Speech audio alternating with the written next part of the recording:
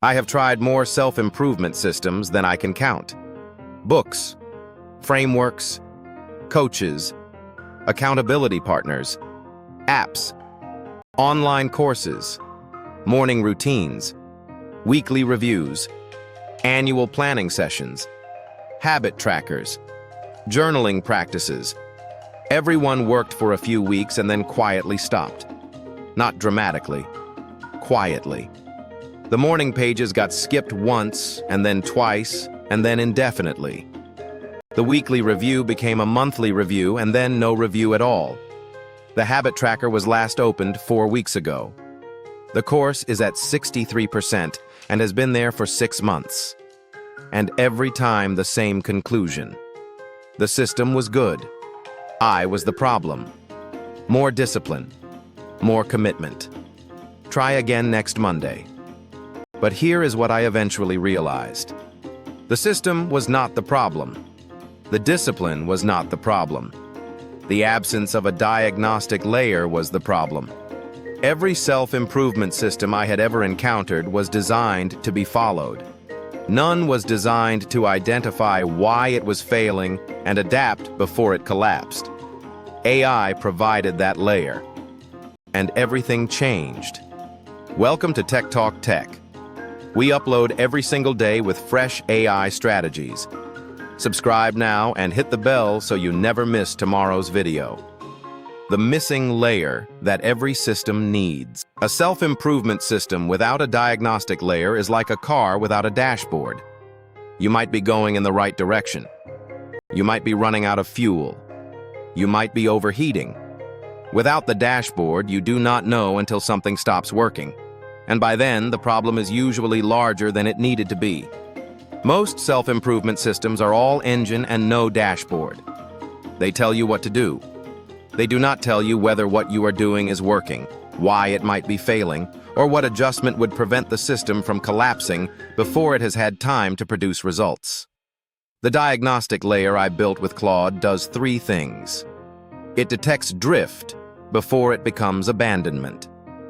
A weekly 5-minute check-in that asks not just what I did, but whether I did it with the quality and intention the system requires.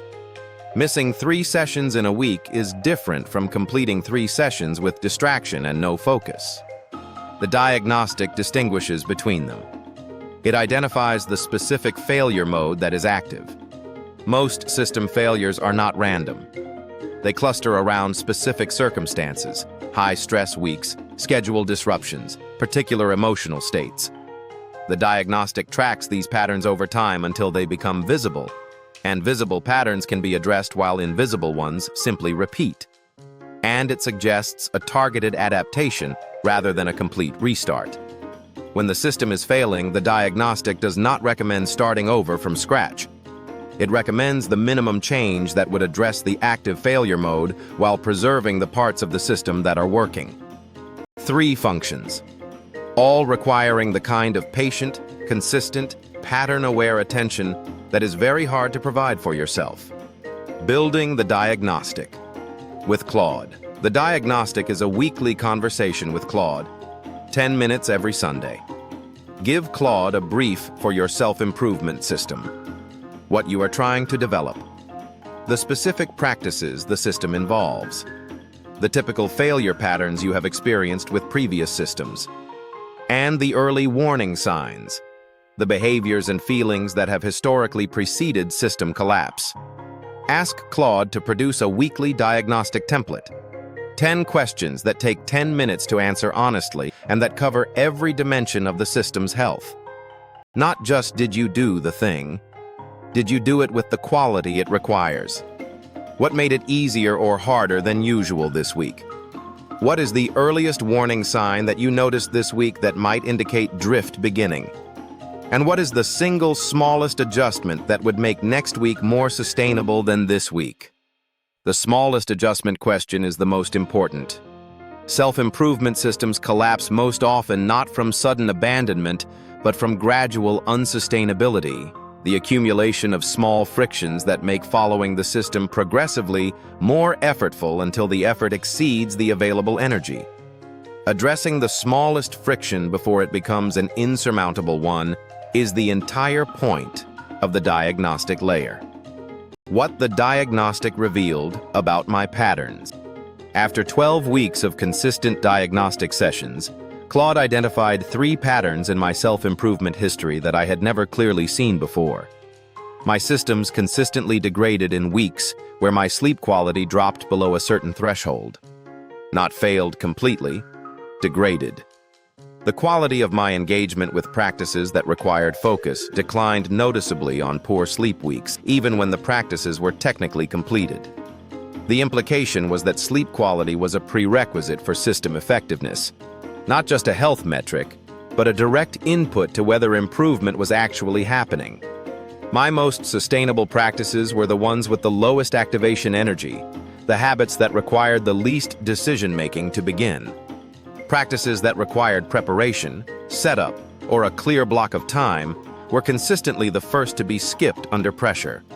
The diagnostic suggested front-loading the high-activation practices earlier in the day before the decision. Making budget was depleted, and my systems were consistently over-ambitious in scope. I built systems for the person I wanted to be rather than the person I currently was. And the gap between the two meant the system was always operating above my current sustainable capacity rather than slightly above it.